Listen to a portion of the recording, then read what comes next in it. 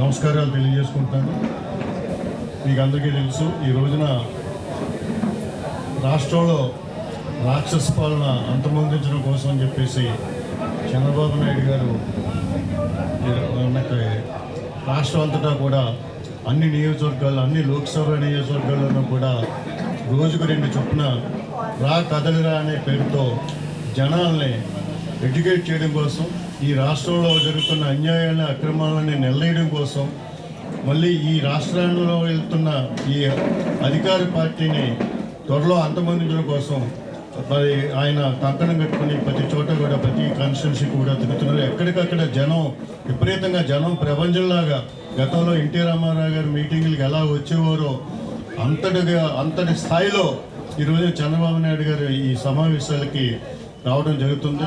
రేపు 10వ తారీఖున కాకినాడ పార్లమెంటుకి సంబంధించి తుని నియోజకవర్గంలో జరగబోయే ఈ రా కదలరా మీటింగ్కి జనాల్ని ఎడ్యుకేట్ చేయడం కోసం జనాన్ని మొబలైజ్ చేయాల్సిన అవసరం. అంటే జనాలు వాళ్ళకి ఆ మీటింగ్ యొక్క ఇంపార్టెన్స్ తెలియజేసి వాళ్ళందరూ కూడా మీటింగ్ రావాల్సిన ఆవశ్యకతను తెలియజేయడం కోసం వచ్చి, ఎందుకంటే మొబలైజ్ చేయాల్సిన అవసరం ఏం లేదు. ఇక్కడ జనం ఆటోమేటిక్గా ఎవరు బాధ్యత అది. ఎందుకంటే ప్రతి ఒక్కళ్ళు కూడా ఈ రాష్ట్రంలో ప్రతి ఒక్కళ్ళు కూడా ఏ వర్గానికి ఆ వర్గం అందరూ కూడా కష్టాలు అనుభవించిన వాళ్ళే. ముఖ్యంగా రైతులు కానీ అన్ని స్థాయిలో కూడా అందరూ కూడా కష్టాలు అనుభవించిన వాళ్ళే.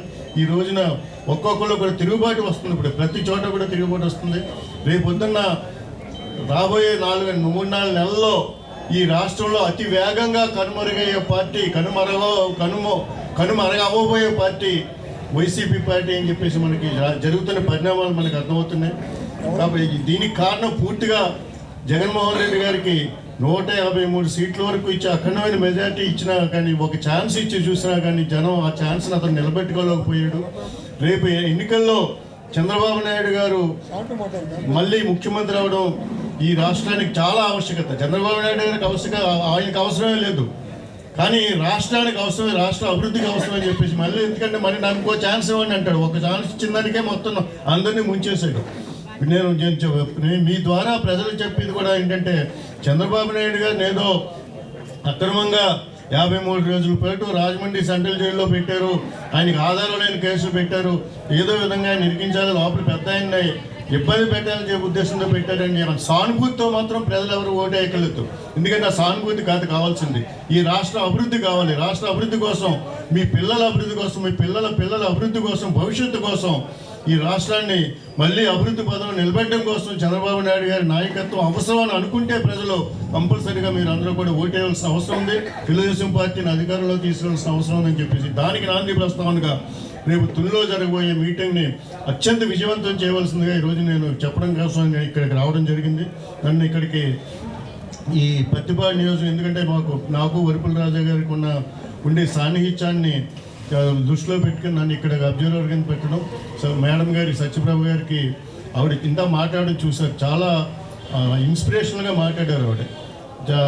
ప్రజలందరూ ఆయనకి అనుభవం తక్కువ ఏంటో అనుకున్నాను, కానీ చాలా అనుభవం ఉన్న వాళ్ళందరికన్నా కూడా బాగా మాట్లాడి ప్రజల్ని ఎలా మొబిలైజ్ చేయాలి, వీళ్ళందరికీ ఎలా ఇన్స్పైర్ చేయాలనే విషయం మీద కూడా బాగా మాట్లాడారు.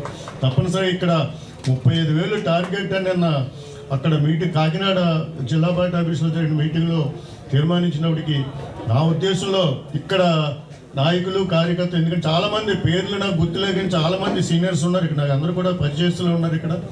నేను అనేది 35,000 కాదు, 50,000 మంది వచ్చినా కానీ ఆశ్చర్యం లేదు. ఇక్కడి నుంచి ప్రత్యేకంగా ఈ కాన్స్టిట్యున్సీ నుంచి, ఎందుకంటే పక్కనే ఉన్న తుని పక్కనే ఉన్న కాన్స్టిట్యున్సీ కాబట్టి అందరూ మేము కూడా మేడంతో మాట్లాడి ఇంకా అబ్జర్వర్స్ని కూడా సోదరుల్ని పక్క పాయికరావుపేట నుంచి ఇక్కడ పాయికరావుపేట నియోజకవర్గం నుంచి ఇక్కడ మండలవారి అబ్జర్వర్స్ కింద కూడా చేశారు. కాబట్టి డిస్కస్ చేసి మండలాలకు కూడా వెళ్ళి, ఎందుకంటే ఏది కూడా ప్రతి పరిస్థితిని కూడా మనం అనుకూలంగా మర్చుకోవాల్సిన అవసరం ఉంది.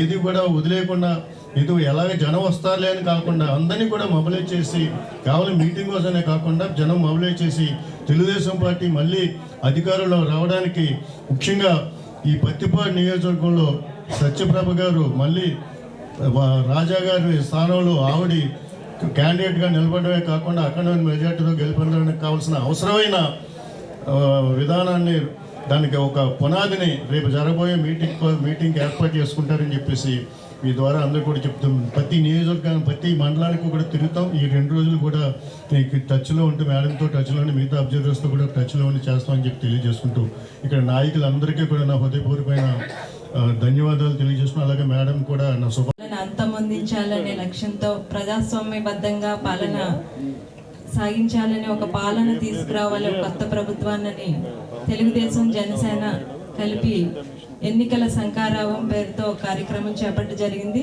ఇందులో భాగంగా తెలుగుదేశం పార్టీ జాతీయ అధ్యక్షులు రాష్ట్ర వ్యాప్తంగా పర్యటించి బహిరంగ సభలు ఏర్పాటు చేయడం జరుగుతుంది. ప్రతి పార్లమెంటుకి ఒక నియోజకవర్గంలో బహిరంగ సభలు నిర్వహిస్తున్నారు. ఈ సభలకు ఎంతో విశేష ఆదరణ లభిస్తుంది జనం నుంచి. ఈ కార్యక్రమంలో భాగంగా 10వ తారీఖున కాకినాడ పార్లమెంటరీలో తుని నియోజకవర్గంలో ఈ సమావేశం ఒక బహిరంగ సభను ఏర్పాటు చేయడం జరిగింది. దానికి మా నియోజకవర్గం నుంచి గ్రామ స్థాయి నుంచి అందరినీ కూడా తీసుకెళ్లి ఈ సభను విజయవంతం చేయాలని ఈరోజు ఈ సమావేశం ఏర్పాటు చేసుకున్నాం. ప్రతి ఒక్కరూ కూడా ఒక స్వతంత్రంగా మన ఈ పాలన అంతమొందించాలి అనే విసిగిపోయి ఒక కొత్త ప్రభుత్వాన్ని తెలుగుదేశం జనసేన ఏర్పడిన ప్రభుత్వాన్ని రాబోయే కాలంలో తొందరలోనే తెచ్చుకోవాలని జనంలో ప్రజల్లో ఒక చైతన్యం నింపాలి అని ఈ బహిరంగ సభలు అనేవి ఎంతో ఉపయోగపడుతున్నాయి. ప్రతి ఒక్కరిలోని ఒక చైతన్యం వచ్చింది. ఎన్నికలు అన్నవి ఎన్నికలకు సంసిద్ధమై గ్రామ స్థాయి నుంచి కూడా ప్రతి ఒక్కరు ఒక కార్యకర్తలనే కాదు ప్రజల్లో కూడా ఎన్నికలకి సంసిద్ధమైపోయి ఎప్పుడెప్పుడు ఎన్నికలు వస్తాయా, ఎప్పుడెప్పుడు ఈ పాలన అంతమొందించాలని ఎదురు చూస్తున్నారు. వారందరికీ కూడా రాబోయే కాలంలో ఈ వైసీపీ ప్రభుత్వం ఒక సైకో పాలనలో ఉన్న ఈ ప్రభుత్వాన్ని తొందరలోనే గద్దెదించాలనే ఒక పోరాట పటిమన్నది ప్రతి ఒక్కరిలోని ఈరోజు మనకు కనిపిస్తుంది.